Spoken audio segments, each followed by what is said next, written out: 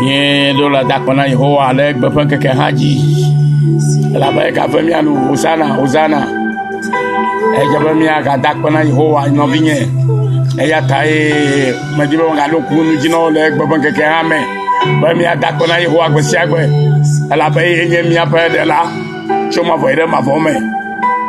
Bien abele nukata e jaba mi alo se ma oponya ha. Alo nukata ya marere ane wa chebanye ma oponya ya glola o maha. Et y a la mi ba mi apa agbe ke ma tona mi la neno enu du pom gbe si agbe ye nye ba opanya sese ple chocho de dome sika pele nye plo ti bana ya to na agbe abele sike o jene hallelujah ya ta Yesu Kristo wa ba kule nye plo ta to agbe na mi ya ta o jebana esiko cho do na mi la mi ma ju jo wo Fena mi oha bovo kwakwo no vinyo bena agbe sike mauna mia no eboko la nyigba ji le ti baba kle ka o mala ya ta e ye ila nya ji to si agbado hallelujah et nous katatro mo Yesu Kristo a ediva jova do mi apa viviti ame e o va de mi apa no vora le mi antino vinye le combat est mené. La guerre est rapportée par Jésus-Christ. La force de l'enfer est brisée. D'un tremblement de terre, déplacé fut la pierre. Son amour n'a pu être terrassé.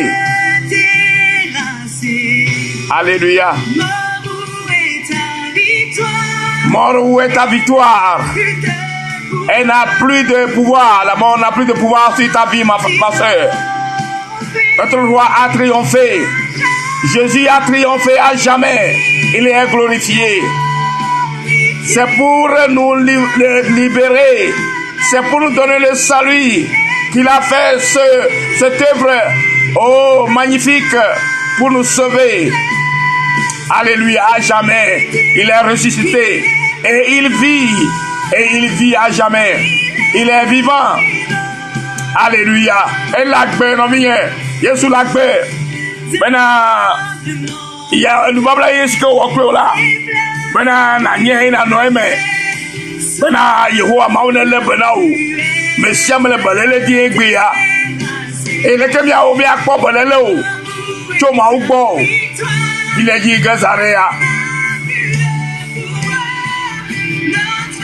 Notre roi a triomphé, Jésus-Christ de Nazareth a triomphé pour nous. Jesus Christ have won the battle for us.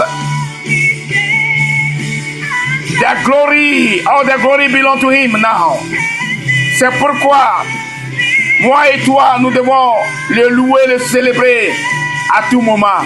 Mais d'accord, nous venons dans les toji kapofoyame, les jirus que Jésus-Christ son ami lata. Kek ben la kay rek papa nyaoji la be siak bala jaba mi adunu ne be mi le popon quoi lulu ha jaba mi adunu e ye lulu sia ye popon fo lulu sika hiana nyekulu be o so be la ba ne no don kakare katete ya ma bobo na o ne mi gon sisi to ale bu ne be mi le ma pon kuma la mi akin do fa woni be no to ko be na gbe ai madunu de o to ba di la. Mais quand tu as alléluia. Ta maunya ingem ya pe lu popon dudu pe gbogbo apon dudu.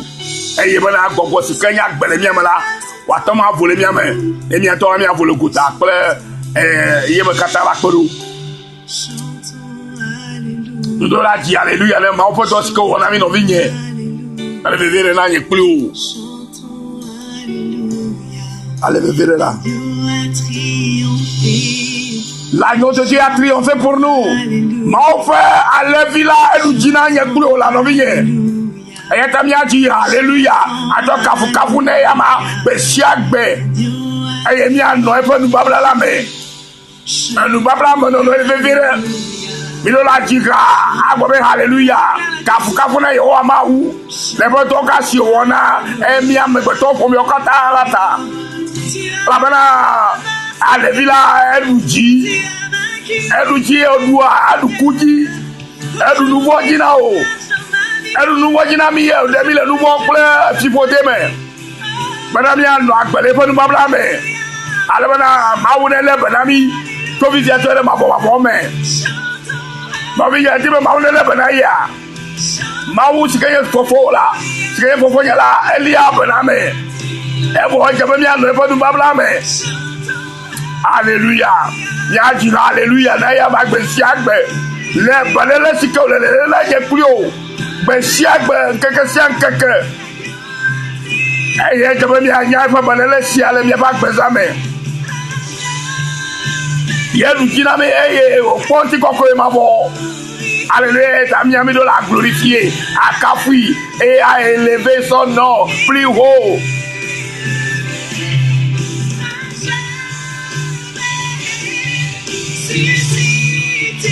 Il a ressuscité pour nous, ma soeur, mon frère. Jésus est vivant pour toujours, à jamais. Il a vécu la mort, il a vécu la mort. Alléluia. Glorifiez son nom maintenant. Quand vous êtes encore les gens qui viennent, vous voyez, les gens qui sont maintenant, vous aussi. Alléluia. Nous venons à le coup de l'ougino là. Vous allez, allez, mais le taille, il y a un peu de cholama onde, il cholama onde, et yes, il y a bien, ma où tu es pas que bien, mais non, vigné. Et que va me sembler comme on attaque là, on va faire siac. Et y a nous, mais le coup de nous dit là, on vigné. Voilà, mais gars, à porter le bas, c'est pas bon. Qu'un a le cafou de siac. Et l'audacieux, il y avait bien le cafou de siac. Elle avait même quelque chose. Les adômes là, il y a quelque chose là. Soit vous voulez, elle avait un mesque nous dit là. Il y a le nom de mal qui a pour vous. Si on colle à Hitae, non, viens, après,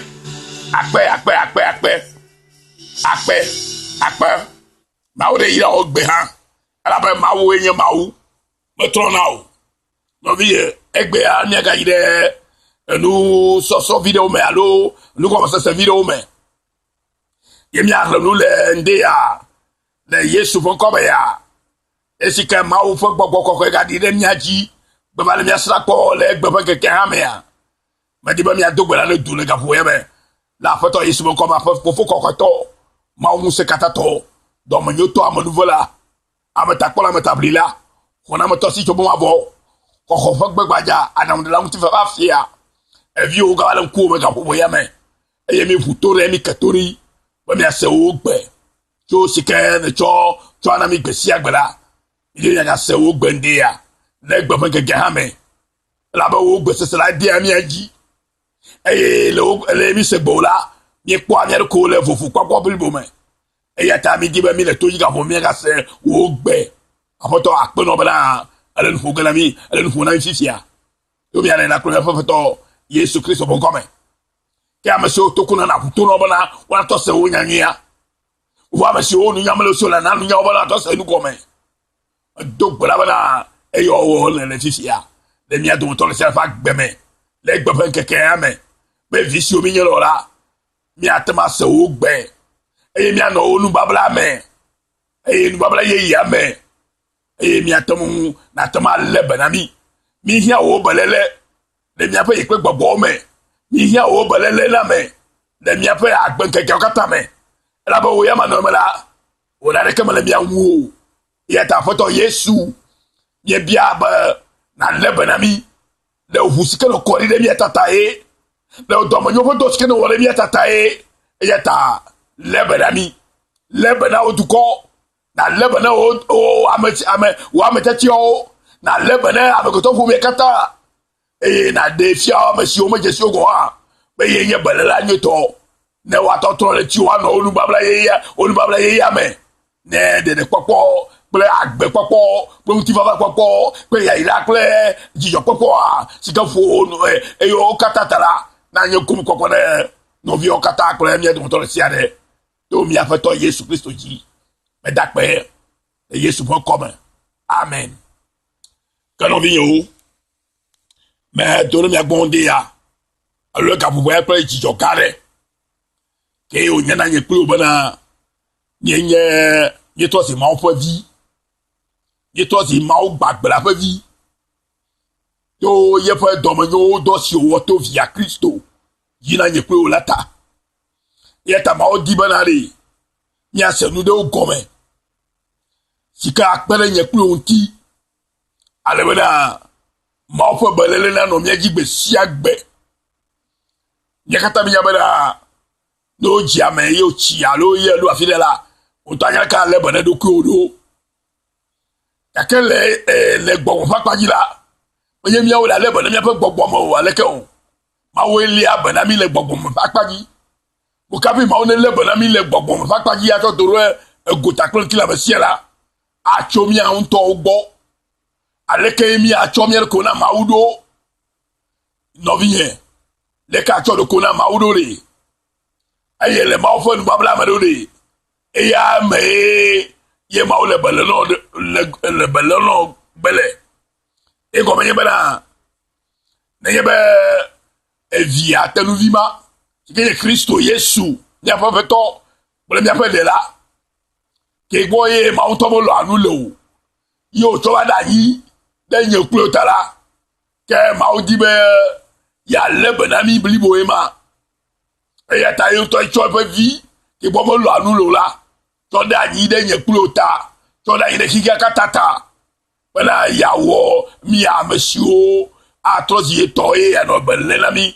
gbe o to gbe gbogbo bana e a me ti abele abana do kui mi jagba bana mi apa menyenya na jefa bana nya tepe na mere kwamila wa nya bana mi le belena mi arko alo na jivila do la le bana via le ba nyo amele na isho na ele do won ha le bana do abala e vile ka to do amala na de yicho lu sia skemi wala la mi diaba mi ale bene e belele na nula e dia ma jigere mo sia moji e dore pepe kenele wo womla e debala le bene ya no wa be abato le wo na me nya be tore ko e be mi kata bi ko e belele sia le mi abonu no mera ya nya bela ne ma kaye Yehowa ma wuli abana mi ma ala be so e fa gbogbo wo de mi ame bela mi anye evione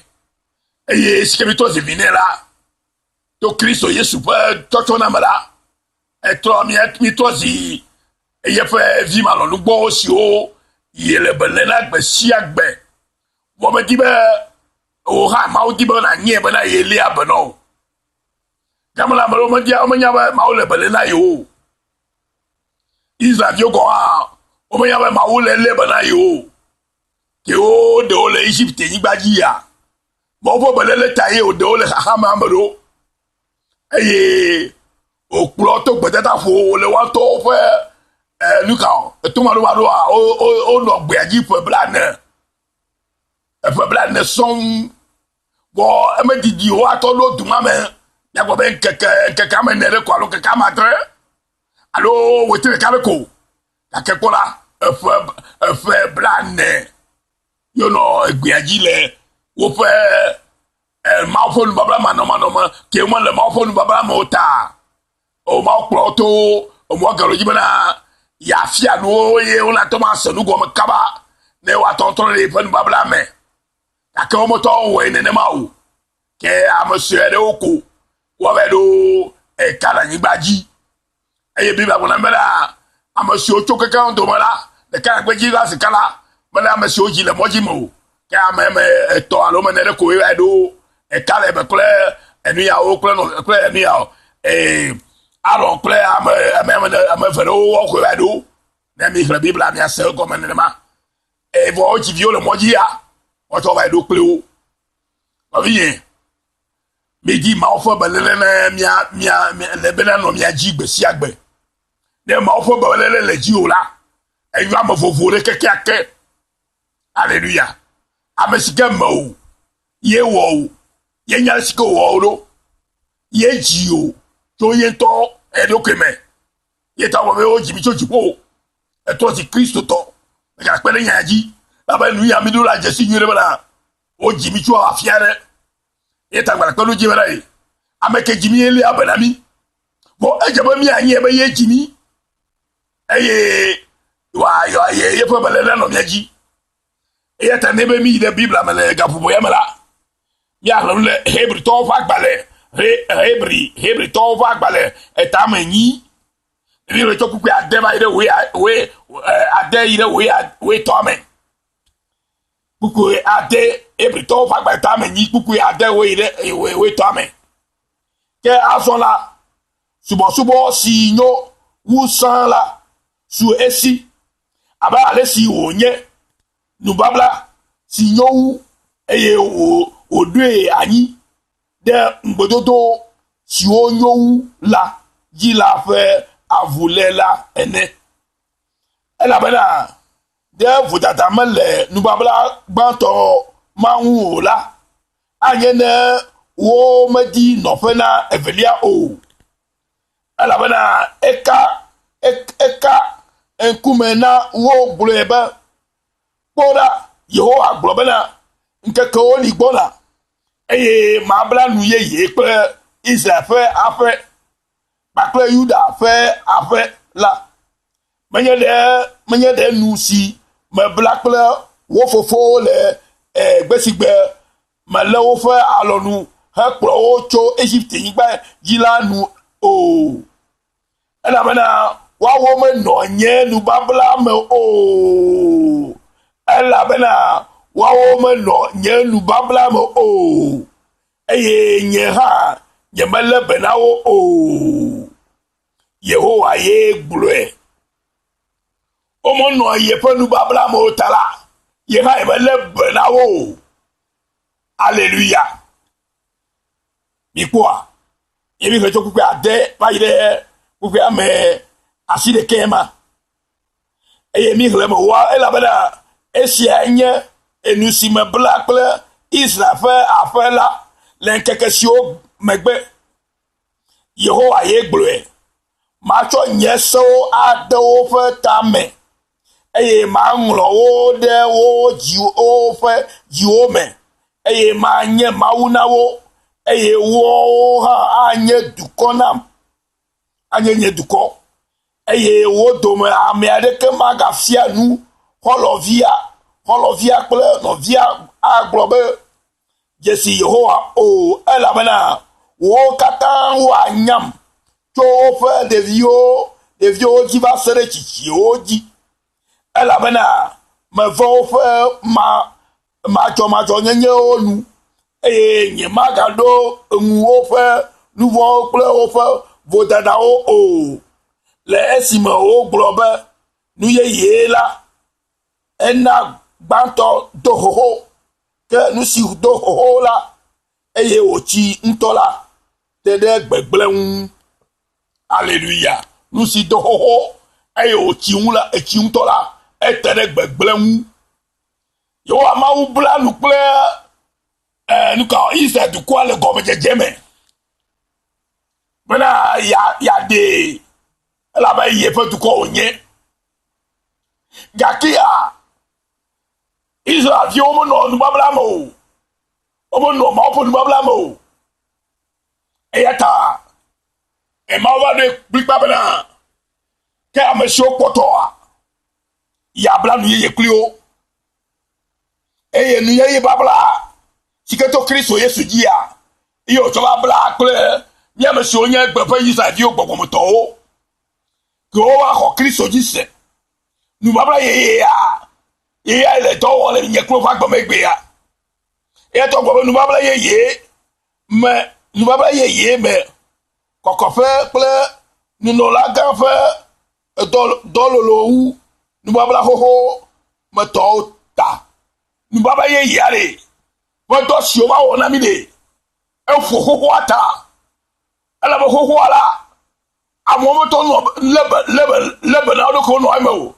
ala bana wo to fa gbagba jeje be ya wole siaji ame la bana omo to no ai me blibo ta ma o pobele aso ya blas enu ye alo ya blas ye alo ya blas ye pre ye fa du ko ke nu baba ye si anye ye to fa tenuvi ye to fa evi Yesu Kristo wa ya to nu babla ya pli ameyi ple eduko ye sike wa yo be Israel ya sike me o alele sike me ni o mi le gbe ya le gbogbo fakpadi hallelujah eta e gbole ekuku iwe asire kemele etamenyi hebri to be agbara etamenyi ekuku yi amasire kemele alwo bla manye denu si mabla ple wo fofo le gbe sigbe me lo fo alonu ekpro to Egypte yigbala nu o alabana wawo me no nye nu babla mo o enye ha ye mele benawo o Yehowa egbule omo no Yehowa bonu babla mo ta ena Yehowa mele benawo me gblo na nya ya koko benale ne me nya afare me vi o la ma ton po go me la afia me fe onunyo na ma o mo alo mo yin ne ma o na ne ma o le amabu mo abanye ego ko la le famille o mo ne ma ye famille afa ejiji me vi o nye o e go bela ne ma nya Yesu to ma le Yesu mo la ma ton po go me le Yesu fa ya ira o mo egbela abegero le chagala cham le numanya manyata hala khona me dim to nuka elu ki o manya ma to khona mo gbo mabere no vie le nya ya tare me di ma de no go no la se go me ba ejaba mi amasi o kho Kristo ji sede ejabana na no Kristo fo nu babla me nu babla kanye nu babla yawo nu babla sienye nu babla mafo ke maunto wo to jodudu to deji you have a covenant nu babla mafo covenant eternal covenant ke maunto wo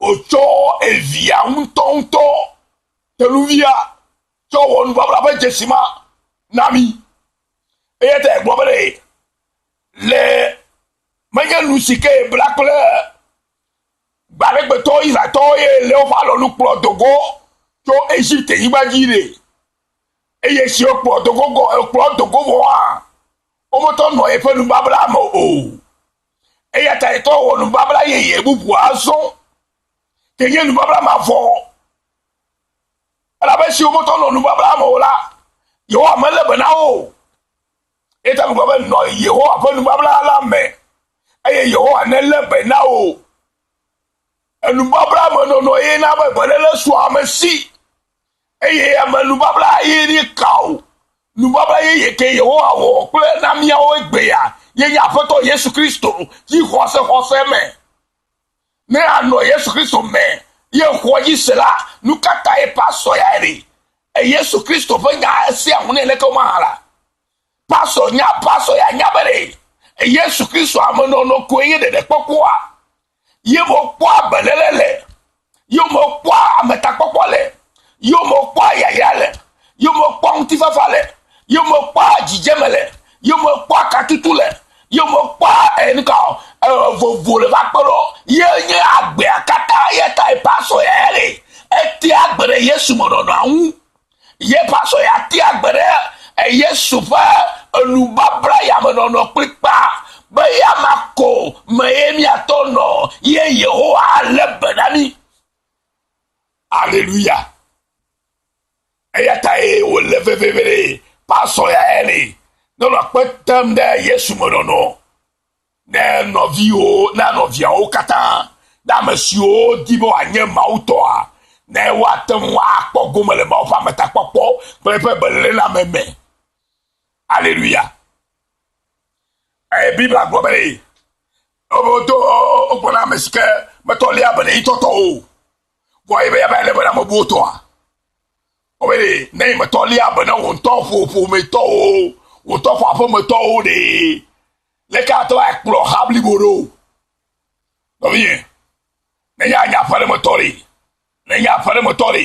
adu ale bana vi o adu ale bana fa meto gbagbe agba et a fait ton ekplo ha et a ton ekplo groupe bubu ha woni be o to kwa po nyama mo to la bele o to kwa po mo to ole ke nu babla ka ye o apo mo to le e ko mena e no vinye na be mi nye Kristo tore mi anya be mi nye ma mi to si ma uto e ma weli abanami e ta bibla gbe bana adura le bele o to kwa po mo to gbagbe agba ye ko mena mi a o sikaye ma o viola ma o li abanami nto na le Kristo ame ko gele ko ato si ma o le nu ma po nu babla la me Kristo ayi nu babla ye sikaye yo wa ba wo na mi ame egbeto o mi agbe Isavi o egbe Isato o ko mi nye gbogbo me bona mi ato no mawu ye o abonu babla ya me sike Kristo Yesu eta Yesu Kristo to pere bela na men mi no amenye iye nya o ha no amiemela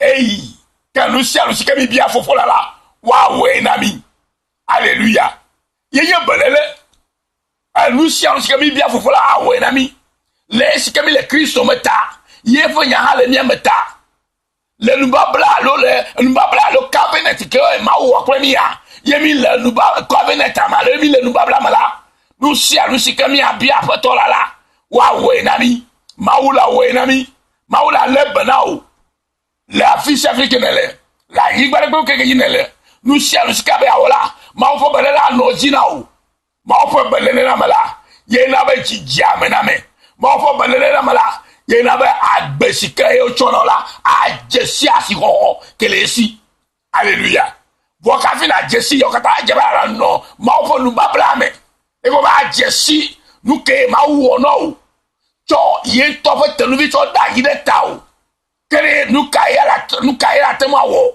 ne ye be ne ma mo wo ma de tanye o mo wo ma de tawo ma no be nu ke glomere ya brale na ko ko be le ma ofo nu babla me la yo wapo nu babla no e veve na le nu babla ko la mega chichi ne de ka so la be ma to la po o nya ogbo la o la le bana o e to cha gbede mo be da to si eto ma da si be na kuku pata o ma da si be na enu bara ne jore ji o e bele le ke no i to ye wa gbo no o ma le sikene le nu babla me yesu bo nu babla meta e ta nya la gbe be na re hallelujah. Praise the Lord. Nemi krecho puku yi. Ma boy puku ya ma sileka.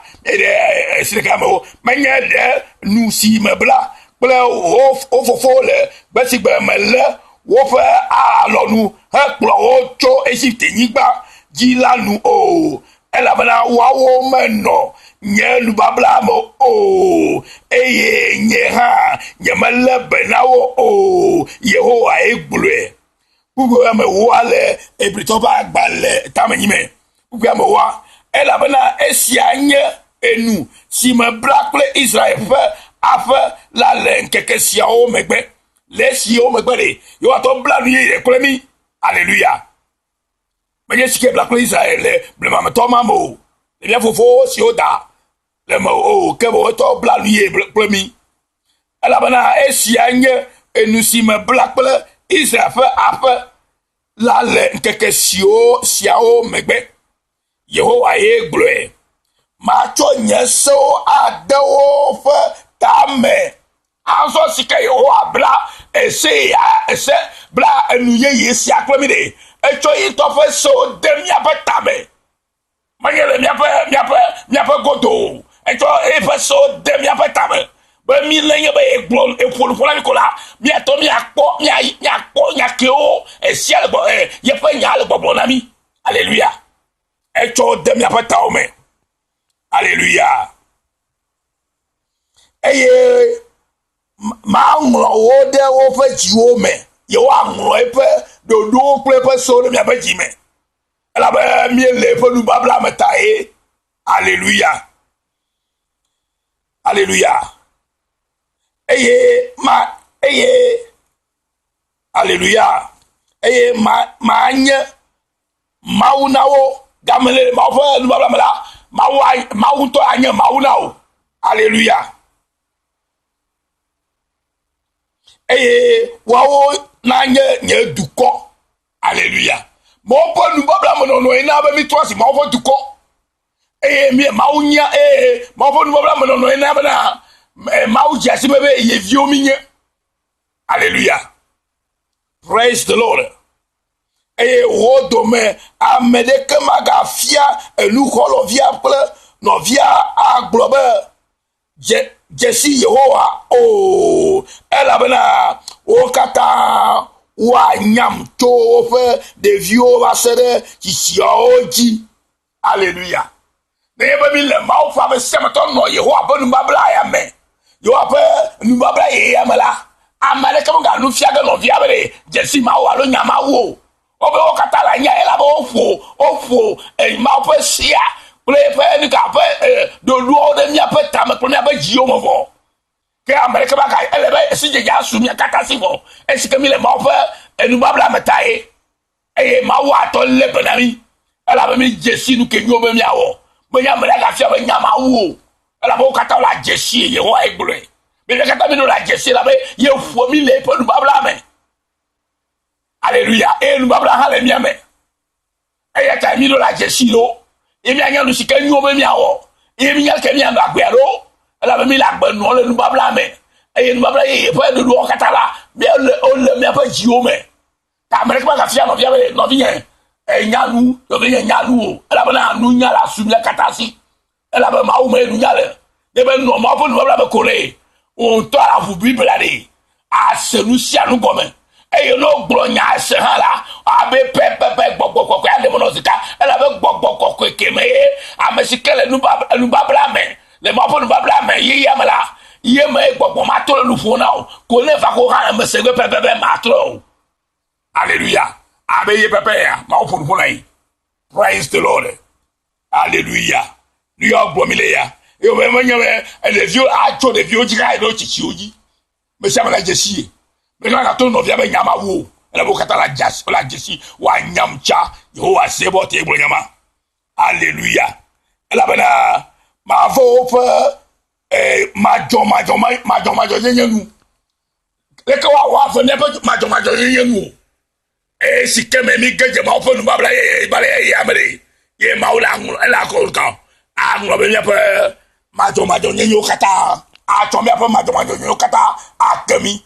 Makatoto madomanye yenyale agre nubablamo madomajo yenyama ye no amekeme ome eta ke ma va o bladu ye yakle mi awa sola ede madomajo yenyara la ba mo to no nubablamo tela ye madomajo yenya e poto no ome vo gbela ke mi ami ko Kristo la o de madomajo yenyama le mi ame eta Kristo to de pepe ke la po de ko egbe e le nubabla ye mala majo nyere ke maga no emo ma wade majo nyere pepe la le ba gbe ame bona to si ame jaje na mawu le to bangala nu. Hallelujah. Praise the Lord. Mawu gbo benare. Hallelujah. Le puku were keme. Praise the Lord.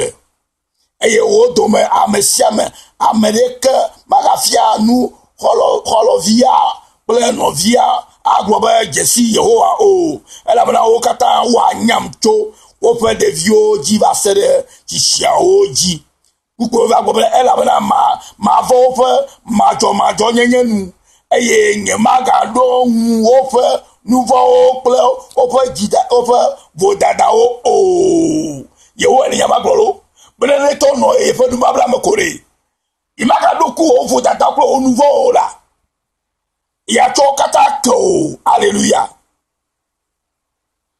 Praise the Lord. Ela bana ma vo fo majo nyenyo jojo majo nyenyo nu eye nyemaga do o fe nouveau plan o pe vo dada hallelujah. Mi ko nu ke ma wona mia bonu ke aje ka me ya la ko lo ko am ma tongbere nu babla me la no ma ko nu babla me ya la no ye ma ola lebo no ya na bana e ko me nu babla me ye Kristo Yesu me no ya na bana ma wa amwade anrobo majo nyenyo kata glorida yo aklo nu vorida wo vo da ora wo nu manya orida atro wa me ye le Kristo me nu babla me no Kristo me no ne nu babla no ya me no le si me O globe, nous y là.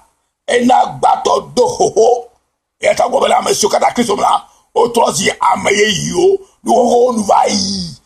Alléluia. Praise the Lord. Et nous sommes yo là. Nous on o ya le gbegble o gblevo. Et nous y yo wo klemiason. Be mi anon babla ye yame. Ne mi akpo agbe. Le ma fe bele la main. Blibo ava kporo. Et ta no vi yeme yo le kapopo yame. Bena ma u kenye mi afa ma ola. Ne kpere mi to to sianti. Bena mi anon babla ye yame. Et mi akpo ma u fe nti kokui. Ne mi afa gbeji gbe siagbe. Et mi akpo ma u fe bele la main. Si que le na main. Et o te blibo le ma mola. Na ye gon ko non ye plosian le Christo Yesu.com. Ma on ga ilo le bebe ke kama ye na nye ma vi blibo na ma o le ya ma me le sikele no babla meta ma o akpota o e yo ablita o e yo alebana le onu no katame le Yesu Christo.com.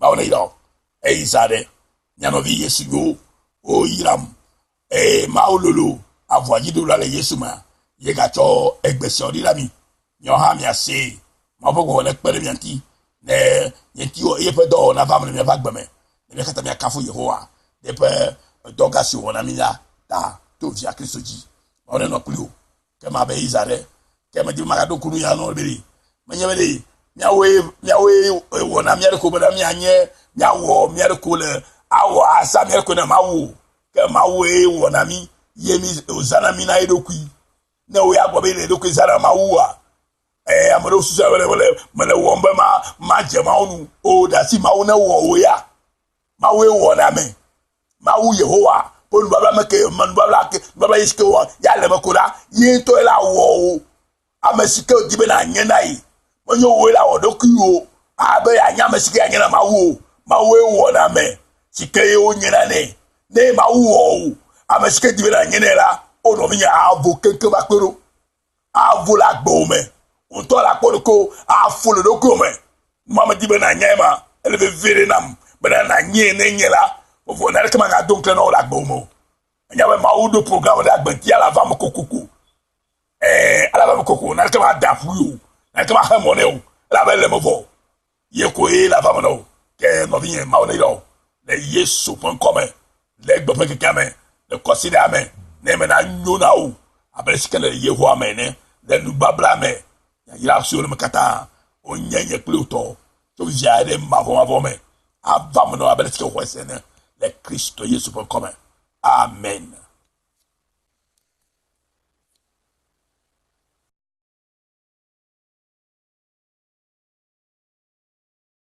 And Lord Jesus is here in our midst. We worship you, Lord. You are here in our presence, oh Lord. Tu es là, ici, à notre présence. Nous t'adorons. Mais dis-moi la souboua quand vous voyez le vigneron, si qu'on a agréable. Tu es là, agissant parmi nous. C'est pourquoi je t'adore. N'ayaba me amale bo, ma doje sieva, ye pas bon non là. Mais quand il va dans ce bout, que o doje sita, il a pas le subo. Mon Dieu, c'est ce que tu es. Il est quoi? Il est puissant. Tu ferais un chemin au Père des miracles. Tu tiens tes promesses. Lumière dans les ténèbres. Mon Dieu, c'est ce que tu es. Alléluia. Moi, dis-moi, na nyaba nene mae yolela. Elle est bien quoi le kaboboya me va quoi kaboboya me. Et ya ta jemo la subo no vigne. Alléluia. Yeba. Tu restaures les cœurs brisés. Quand Jésus te visite ce matin, à ce moment, il va restaurer toutes choses qui est brisées dans ta vie. Il va transformer ta vie maintenant. Elle a trop de elle dit, ben, le retour à nous. Elle dit, elle n'a pas le retour à nous. Neye na lovu wana ila ya kereme e ya nogbo e ya pojijo klio yo wa ojijo adeblibo bo ajebe na lo na vu wane ne na kereme le gbo la lo bien ojia vu oji ne gabobo ya me Hallelujah la banane ba obuji ale gbegele kwa yeye kekele pe ma wu ela va gbo eye wa de lu sokatanye viviti ya de lu sokatanye chakachaka ya de lu sokatanye vovo ya de lu sokatanye ei lu so male jijana ola akpo kata gbona o de mone na gara bo afabe de mone na gara agbo me na gara fi o fa gbe me na gara so fa gbe me na gara fu me kata fa gbe me yes ye na bana o to subonela gamere sunoviye il est là transformant toutes les vies Yahweh c'est pour cela que tu dois l'adorer mon frère c'est pourquoi tu dois le célébrer maintenant ma sœur il est là tu restaures alléluia des broken hearted alléluia c'est pour cela que nous devons l'adorer elle est beau bena jibagba ya dodo e ya wo ya naba gola bunao e ngbeske dola ne vamno la gbemo e ya naba yes kenye kekele la le de vitino kada dola gbome lo biye alléluia là et c'est lui Jésus de Nazareth le fils unique de Dieu alléluia yes il tient toujours à ses promesses mon frère ma soeur elle doit me mettre à Dieu là n'ayez pas un loyau va se la coco ayez na non fait le wafeme bela ya quoi quelque au teba na quoi là mais quand il va à la porte koulou no vie alléluia à la porte koulou mon Dieu c'est ce que tu es l'omnipotent l'alpha et l'oméga c'est ce que tu es c'est ce que tu es c'est ce que tu es c'est ce que tu es oh Shabo Tanderebe Rabikamo Sabe Taboria Kuriba Sandoria Rebetenderebe Shakoto Boria yes il est inchangeable alléluia l'alpha et l'oméga comme je dis quoi baura kamali soklo la de la kamali soklo na kwa sebara yeye de la totora ne va so kokola no mo la tolo agbeme oh e kalo plan révision dit la lovien e va to pe oh Yesu begbe il est toi fona o ba wile ko e ya gere me pobele no ma tolo agboma Yesu de kae banya ba de kayo Yesu de kakodorae alléluia no bien maude na ba yo keke ya meke ala ba donc ba de keke ro pe ntira mi ba keke anyo e irao e ke yo ko la ba ye irao e ya ta e mala anyo no godo na ye ba tolo aye wu retourner na ye sike o ba lo agbo anu e ya ta le gapopo ya mala ye klo mi aide bible me e mi aide bible fa agbale siko yo la ba e bible fa agbale siko yo la ba nka nya de fia fa agbale ya de fia fa agbale e ta mo to kuku bla ve afi ma mi ato le bana voilà mais le titre le voix nous le fond ne amiade se nyegbe eye ovu voix la magere eme le egbo eye madunu pli eye aha adunu blem Alléluia. Oh, Yesu bere. Avec ton la fait bobo. Elle est bobo na nye pe onde ya bere alo gafofo ya bebele. Yele retour nous.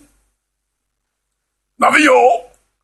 Amenya ba nyanya ya rela sigbe récitation de. Ba o be mi bia o na nabi. Mi fo o na vu nabi. Eye mi di la mi apoe. Aha. Yesu re gboyema lo. Yesu re gboyema. Bele mi bia o na nabi. Mi di mi apoe mi fo wa vu nabi. Allo? E kakari di la sobana. Ne ba fo ho la. Wa vu na wa. Ne ba la bele bo wo tunu. Ale fo gba. Na mi agba lo do le keke han la. Me kari di bana. Ma to dalo anyolo nebe ma chite vo ano. Ay ala fu no kué. Alléluia. Ay yo fu no wa. Nou keta iboro la ala brene. Me de ku ele ka fu emana. Benye we ga ho afobo. Ke Yesu e toro ho afom. Na o ya be agero afom me. No me ye. Me bere. Le sike nya le se va gbale.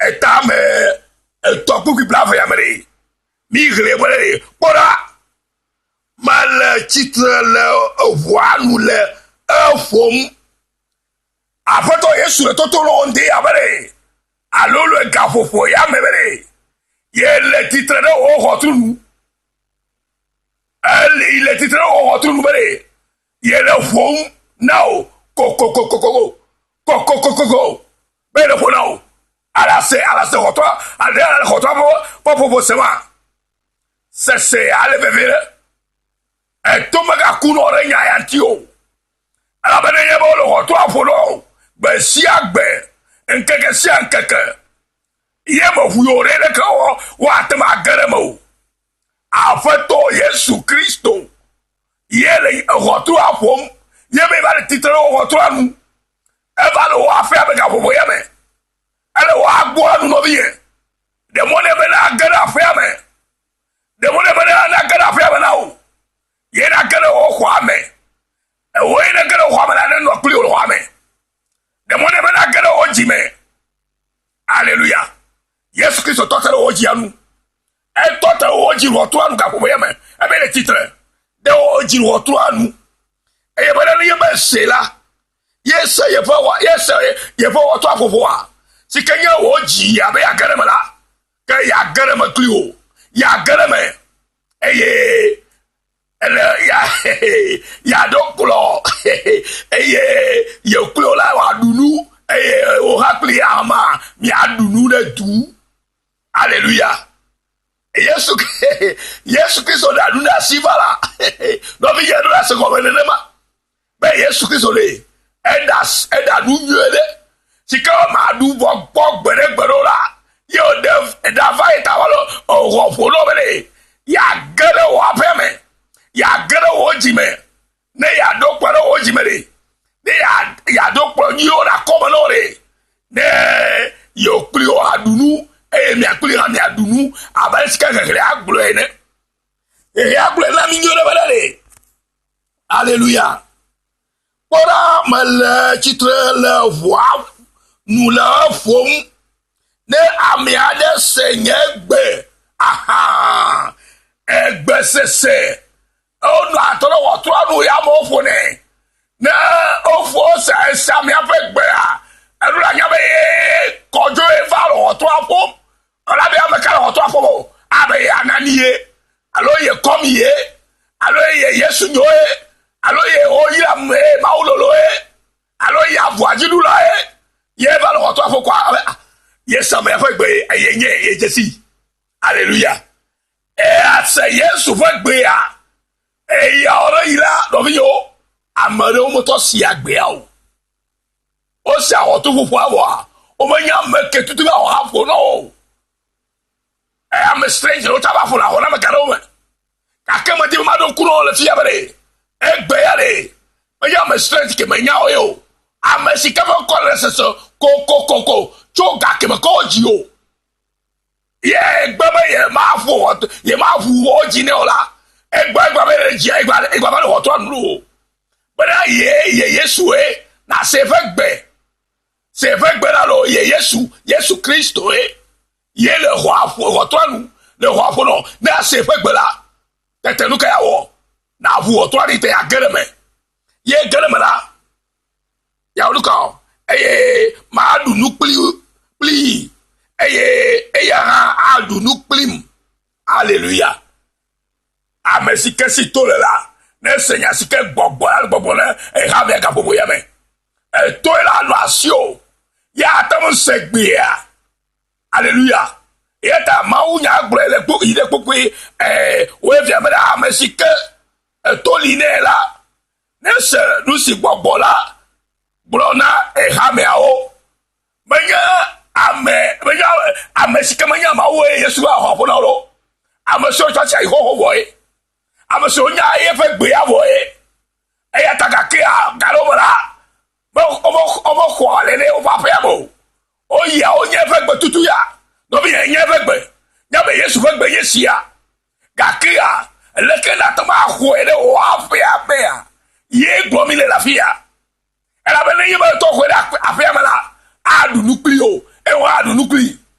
Alléluia. Ta me dibe na da si oji ya na egbe ya. Me dibe na bu oji na egbe ya. Ele fe gbe sefifia e didi. Ele fe gbe sefifia dada. Eno nye. Dada vi nye. No vi nye musu. No vi nye nyolu. Sister vi.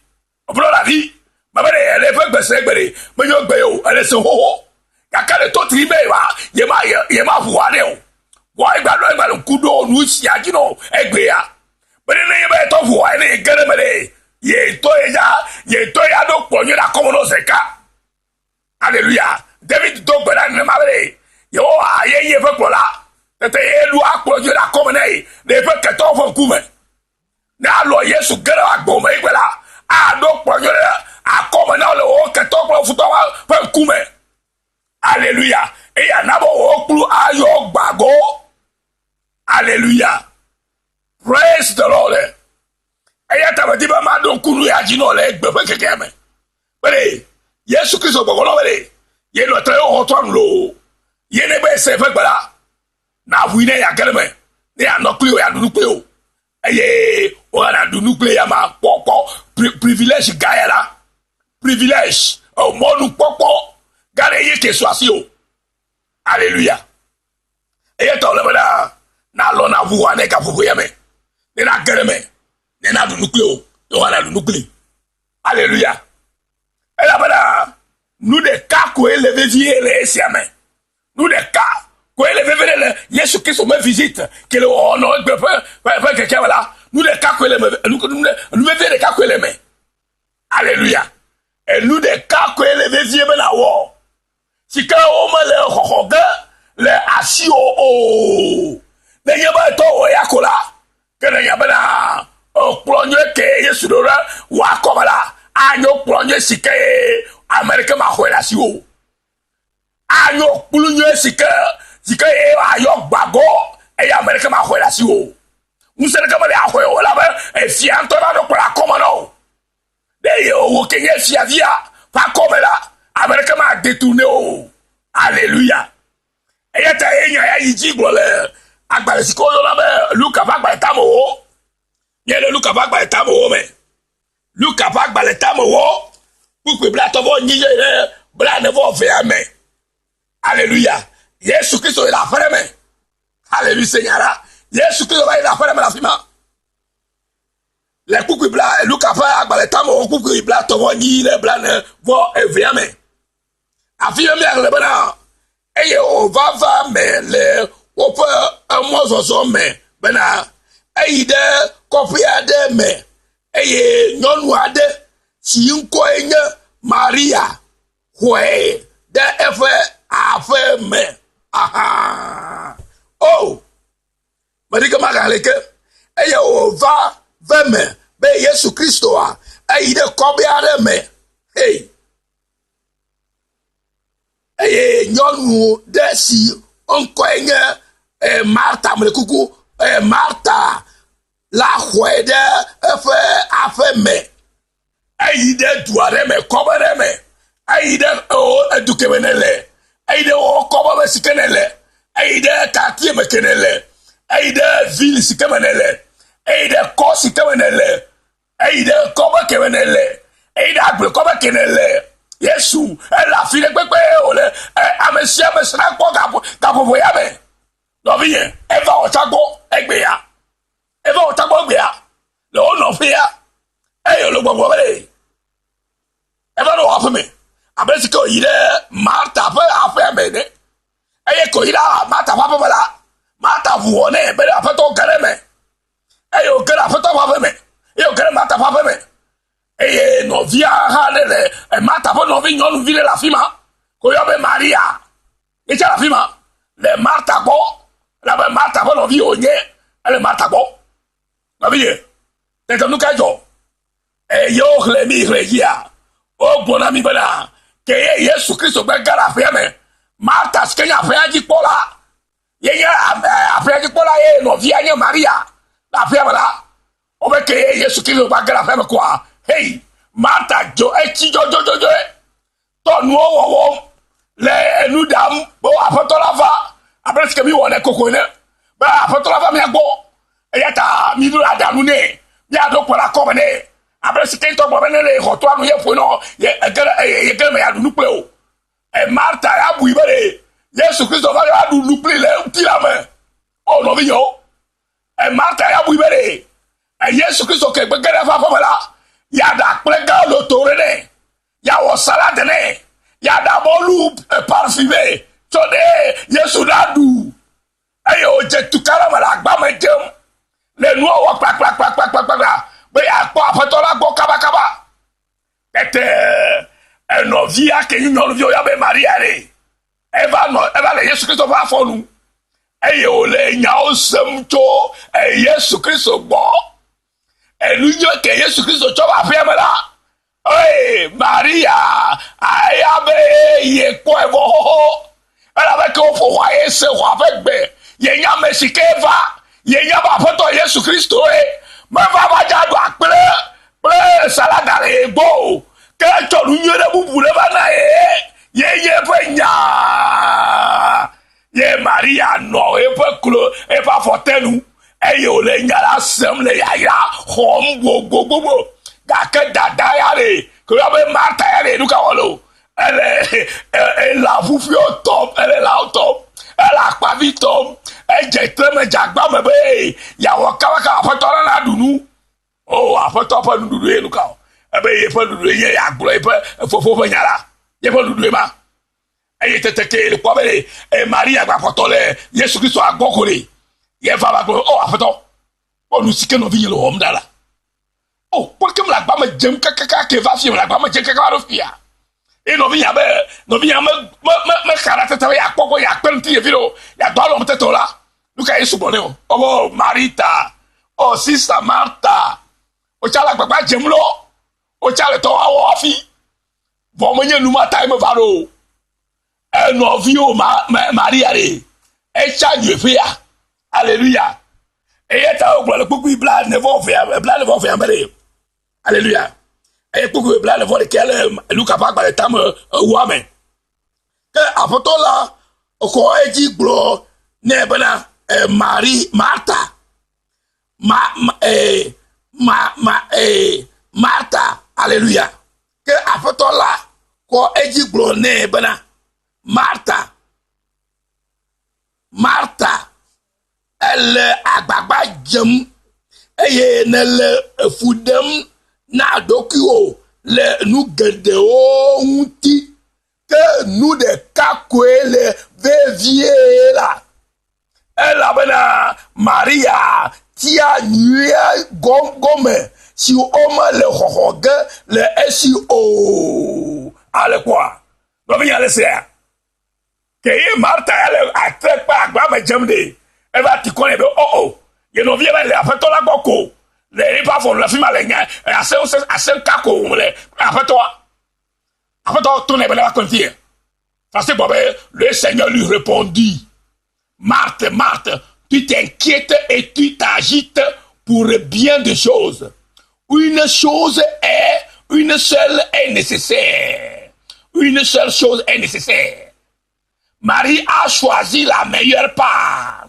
Elle ne lui sera pas enlevée. Marie a tia nyete fia.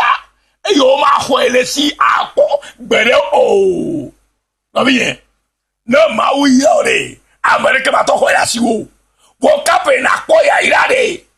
Ye bada na khwa fe to benya. Enya yo choba. Enya yo choba do pora come. Na Marie. Mata masoko makabao. De ne gbe Kristo to gero le ma. O ma si anya go makabao. No cho nyari na ola. O be o nya e maso. Yo cho nyari na ola. O be yo mo fo aro. O la gbagba jere nu gero o ti. Ga kanu sike hiya. Ne gbagbe agbala. O gbe ya dari. O no bi yo. Ne ga gbe nu nye si adari o. Nu sike hiya gbagbe la ye Yesu. La gbo me la be ya gbo. La be ye ko la le banao. Ye nu si o la tama o la tama o akotane. Ete Bible go be mi diji wo fi alufia prepe jojo ye gbogbe agba e lu pote ola yo anto ato parenti na mi ala ba nya lu so hia na mi no bi yo e mari tia nu efesia ete Bible go be ka nu de ka ko elevezie si o ma le hohoga le asio o alleluia e ya Yesu tona e Marta le si kai va le strago. Alors le chakachaka va y vire il y a le pepe le tio il est le doigt la faire mais il y a donc pour la photo oh a photo me dit au pour de l'eau là mais il te voit il y a va au faire mais il y a les chemins mais le retourne il faut retourner la bouillie mais c'est pas quoi bouillie là il y a gagné mais il y a du nucléo matin c'est comme là oh on va y a du nucléo et te la donc pas la photo mi wala koko ya ma to va me quoi mi jarando bana mi da no le na du Bon, nous, si que tu vas tout me quoi c'est comme me quoi n'y a pas sous ah bien aje we nya Yesu Kristo bo susu nya Yesu Kristo bo susu si ko lore nya me to katanti ta ne ye va bore ne le retour font les bouiner ne si avec gbere ko ya gere me ko la nya be eva ko eva na nya be la ko ba siru be nu kata eva igboro nu kata e gere va gbomodo na wo nu si kata gere va gbomodo ne na we na kola be de kemi de la no me ha de o to la gbogbo je be ya wo de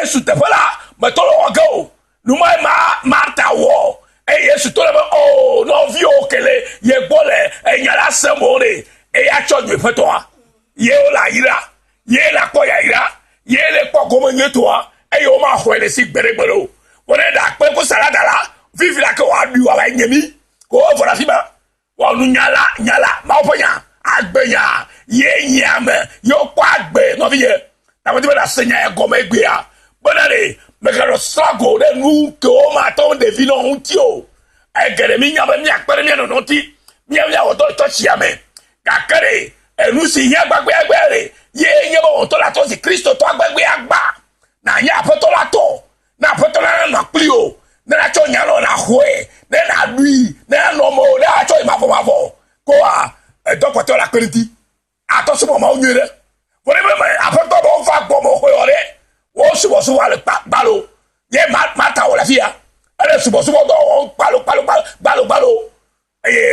o mo po e go chao e va le fo bu no via e gbe be ba pele nti yo awo do ya cha e doko Yesu yo be mi wore ye nye be mi ase pe nya gbagbe agba ye mi ko pe nya gbagbe agba kwa agbesu mi asi enu pote ore agbo no ko ne ko nu kata inarji de do nu ba mi yo agbo futo la le gbo agbechi la le gbo ne wa ko ne family me me Yesu o ya ne esro ko igbe ya ala ho ya de wa pe me ya ke wo chi na hu ne na gere me ne na do nukleo o la do nukli enu lu wa nye ma oponya ma opo agbenya nye lu wa ila na gbo luwo ila na gbo enu ka gbogbo e atonu agba o ti la mo nu ko ti o me de kuku no be ya se fa gbo la na se go mo nyore gbogbo ko ko na parenti o ta ma dogbo la Yesu ko be de to ga fo e na gbogbo ko na parenti o na se nya ko me ne na ko be na ko la be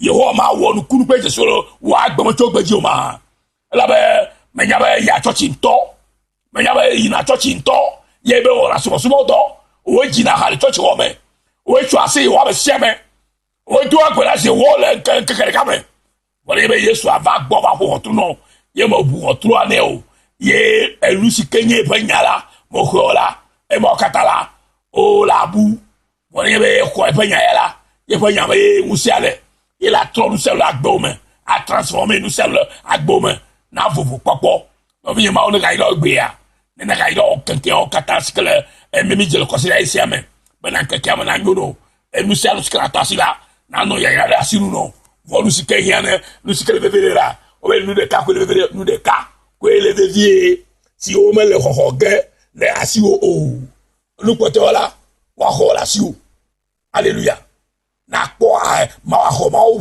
Yesu da gbo mo ko la me ke me ho gbe la si o yele ya o jogbe na o yele kesiro no o jogbe na o yele agbe na be wa gbe la gidileji na le ke ma gbe wa gbo la be ye ko wa gbe to de se na do ki la be le ti adu wa gbe me no vi Kristo to no vi me sikere church yi me ka ye church de la ko Yesu joga to nya ya di lo ka popo ye me be na dengle ti na ko nu sika feto Yesu le gbogbo na to nya ya me na ko ese le toto na va wa gbeji na vovo popo ple ya ira ple ti va fa ple agbe popo blibo a déborder overflow your blessing will be overflow your life will be overflow and with a lot of fruit hallelujah o agbe la keke tari eye ano si ati so do to buto ile eye fa me ko ma lu gbero o le ama o la damada wa chekule echeyi ene ba me fa samo bo na mi ma ba ba ske dangle ma po nya unti sakple kele la ele si ati so do to buto ene eye o chia fa kule echeyi e fa pa mo lu aho o fa ka no ama o la ma de gbe si agbe e lu se ko wona la e wona e wa nu nwe e la be amesika ba e po karola yenye Yesu Kristo no vie na Yesu Kristo kra fa agboko ye o hale me ko la krebe ele si baptiste do to ine o ko kata ide to apo me to ame gbogbo ko ke fe musia ele nyi onu gbe si agbe le nya sikere khore do ko metaye Yesu nyanyara ye ko ya gbe pe mo la ko ye to para ye ko la jira odo ye wa metia anyo ya nya popo ye a jema onu le sikenya le do wo le mo be si agbe lata ma o le ga yo gbe si a ke ma be ga isare ya no bisiko ya be Yesu no o ira ma ololo avoaji do la le Yesu mala ye ga to gbe fe nya si ori la mi ma o ne no ple mi e ma be ga isare sia bye bye.